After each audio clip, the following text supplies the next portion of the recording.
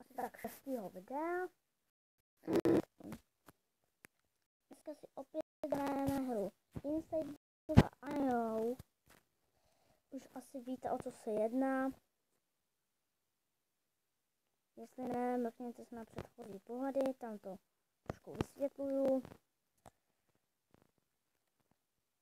A dneska to bude jenom spíš, protože mě ta hra baví a doufám, že vás taky. Tak, když jsem taky rád točím zase znova. Je to vážně senzovka.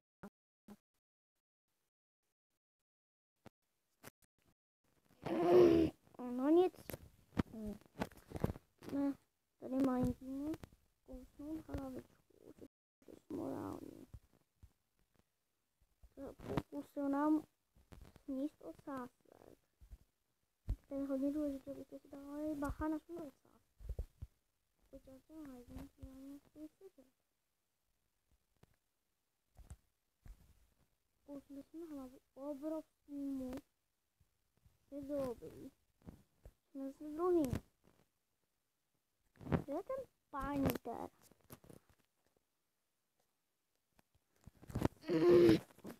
No nic. Už zase.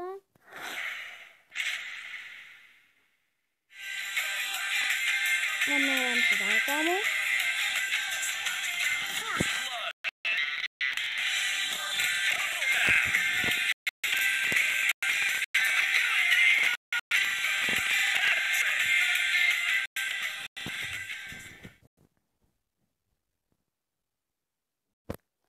Točíme dál.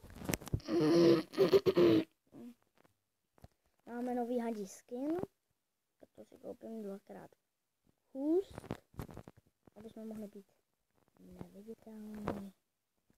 Nikdo o nás to nic neví, nikdo nás nevidí, což je strašně dobrý, a nemůžou nás ani sežrat. Je další výhoda na tom být hůst. Ale stojí to bodíky. Tady získanete vždycky na konci levu, což jste mohli vidět. Jste dávali pozor. Takže, no nic, už jsme první. Tady seženeme paní Elu.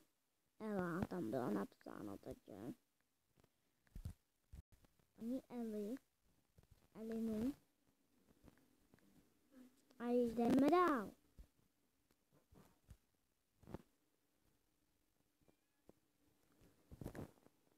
Zatím se nám hodně daří. Je to výborný. Je to strašně dobrý. To je nějaký malinký hajzlík, který se bojím. Ten ti nic neudělá. Odřezne mi ocas. A to je hodně vodu. Hajzel. Co něco snaží ti hajzlíci? Nic to má na to nemůžu najít na ocas.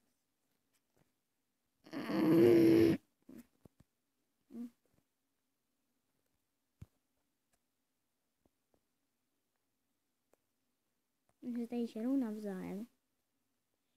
Je výborný. A ještě do toho tady všechny žeru já.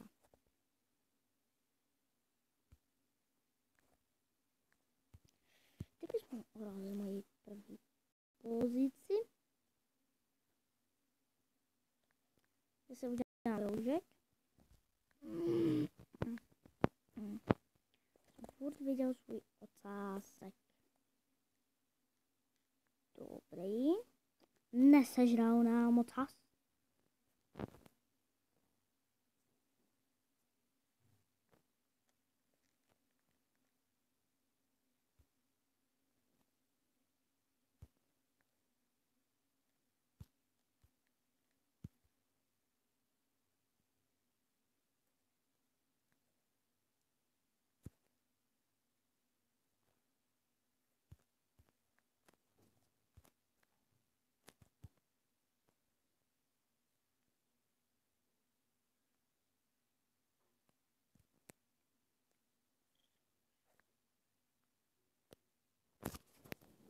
A nic, jsem vážně velikánský.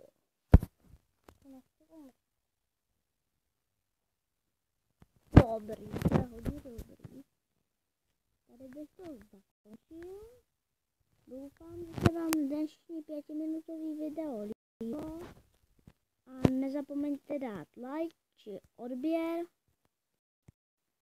A uvidíme se